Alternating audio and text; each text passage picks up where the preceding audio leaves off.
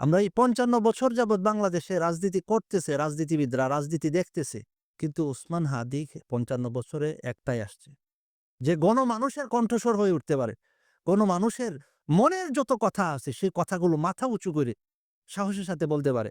এরকম নেতা না পাওয়ার কারণে ওসমান হাদিকে কেন্দ্র করে মানুষ এতটা আবেগপ্রবণ হইছে এবং তাকে শেষ বিদায় জানানোর জন্য নিজের পকেটের টাকা খরচ করে স্বতঃস্ফূর্তভাবে স্বেচ্ছাপ্রণোদিত হয়ে জানাজায় আইসা হাজির হইছে।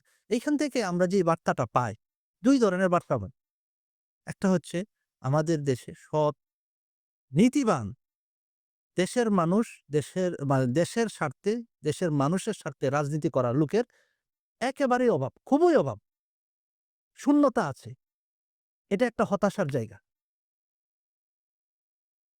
তো এই জায়গাটায় আমাদের আ চিন্তা করার দরকার যে ওসমান হাদির মতো সৎ, নির্ভীক রাজনীতিবিদ কেমনে তৈরি করা যায়।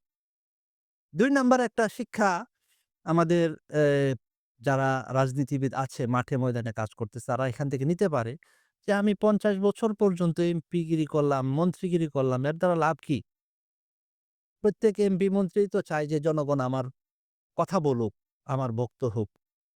তো ওসমান হাদির যে গণমুখী রাজনীতিটা আছে, সাধারণ মানুষের যে রাজনীতিটা আছে, সেই রাজনীতিটা যদি তারা নিজেরা ধরতে পারে, ধারণ করতে পারে, তাইলে ওসমান হাদির জন্য আজকে মানুষের যেই ভালোবাসা, সেই ভালোবাসাটা তারাও লাভ করতে পারে।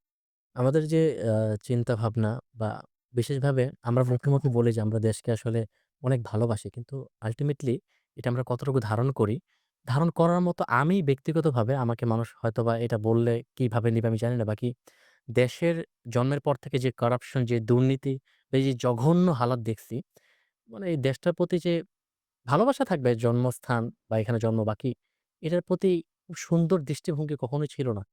বা এটা যে পরিবর্তন সম্ভব বা পরিবর্তনের চিন্তা করতে পারবো, এইটাও কল্পনা করতে পারতাম না। এইটাও সাহসে আসতো না যে এই দেশ চেঞ্জ হবে, পরিবর্তন হবে। আমরা আল্টিমেটলি হতাশ ছিলাম। কিন্তু ওসমান হাদির মতো রাহিমাহুল্লাহ, আল্লাহ তাআলা মানে এমন একজন মানুষকে পাঠাইছে যিনি আসলে বুঝাইছে না। তিনি আমাদের চিন্তা 360 ঘুরে গেছে আমাদের। যে তিনি আসলে এমনভাবে কথা বলছে, উনি কিন্তু কোনো স্পেসিফিক একটা দল দেখানো যাবে না যে উনি ওইটার আ গোলামি কইরা গেছেন। উনি সবার প্রতিটা এনসিপি উনি তো এই যে জুলাই অভ্যুত্থানে সবচেয়ে বেশি অবদান যারা বলেন এনসিপি, সবাই মিলেই করছে কিন্তু এনসিপি এটার ক্রেডিটটা নিতে চায়। যেমন ওসমান হাদি বলছিল যে যেমন ৭১ এর ক্রেডিট আওয়ামী লীগরা নিতে চায়। তো কাউকে কিন্তু সে ছাড় দেয় নাই। হুম। প্রতিটা বিষয়ে সে কথা বলে গেছে। গণমানুষের আপনি যেটা বলছেন হুজুর যে গণমানুষের কণ্ঠস্বর হয়ে ওঠা। তো এখন সিস্টেমে আসলে অনেক কিছু চেঞ্জ দেখি। এখন মানুষ ভয় পায় না। হুম। এখন আগে মানুষ ভোট কিনতো। তো আর এখন মানুষ ভালো মানুষ দেখলে তাদেরকে নিজের থেকে টাকা দিচ্ছে। নিজের পয়সা খরচ কষ্টের টাকা আখের রস বিক্রি করতেছে। ওই কষ্টের টাকা চা বিক্রি করতেছে।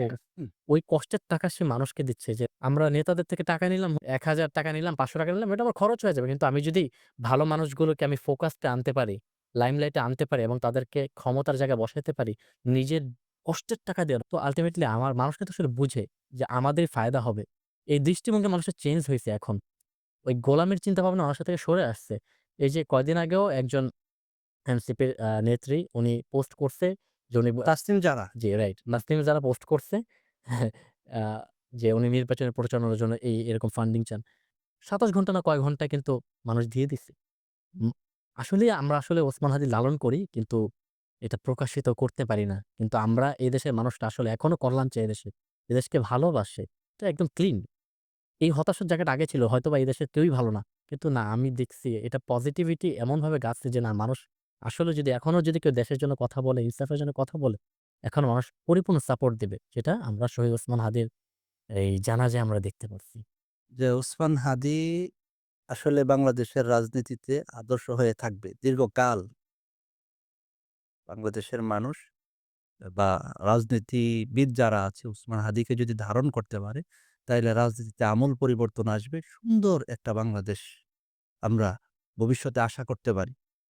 ওসমান হাদির কথা আমার যতবার মনে হয়, আমার কাছে আমার শুধু ওই যে পূর্ববর্তী আমলে কোন এক নবীর আমলের যে ঘটনা আছে আসহাবে উখদুদ এক বিস্ময় বালক ছিলেন, জি, হ্যাঁ? জাদুবিদ্যা শিখার জন্য, জি, জি, হ্যাঁ?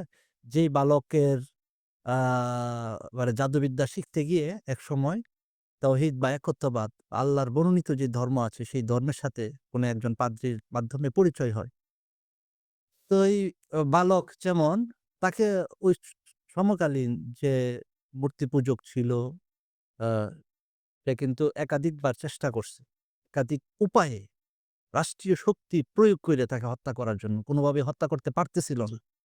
শেষে যখন আ কোনোভাবেই সফল হইতে পারতেছিল না, তখন ওই যুবক চিন্তা করছে বা ওই বালক চিন্তা করছে যে, "আমার জীবনটা তো খুব বেশি একটা আ দামি না।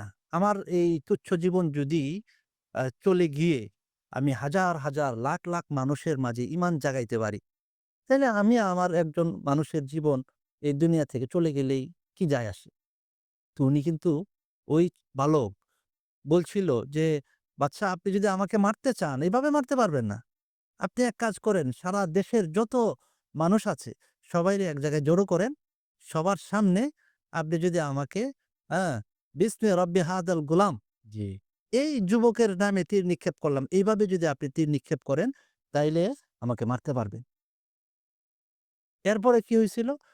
আপনার এই তার যে নির্দেশনা, সেই নির্দেশনা অনুযায়ী বাদশা যখন ব্যবস্থা গ্রহণ করছে, তখন ঠিকই সকল মানুষ জড়ো হইছে।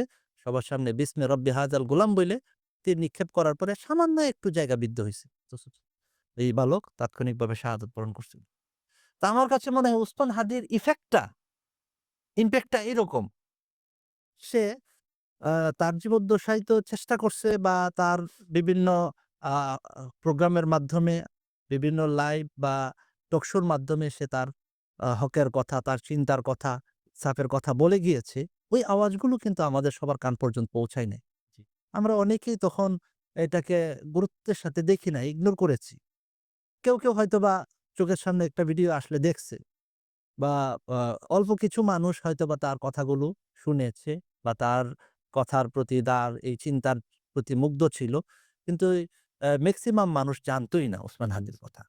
তো তার এই যে ইন্তেকাল, এই ইন্তেকালের মাধ্যমে ওসমান হাদি যেই দাবিটা করছিল বা যেই তার চিন্তা ছিল যে আমি এই বাংলাদেশের প্রত্যেক ইঞ্চি মাটিতে গিয়ে ইনসাফের কথা পৌঁছে দেব। জি। আল্লাহ তাআলা কুদরতিভাবে দেখেন তার ইন্তেকালের পরে সারা বিশ্ব জুড়ে তার এই দাবি, তার এই আওয়াজ আল্লাহ তাআলা পৌঁছে দিছেন।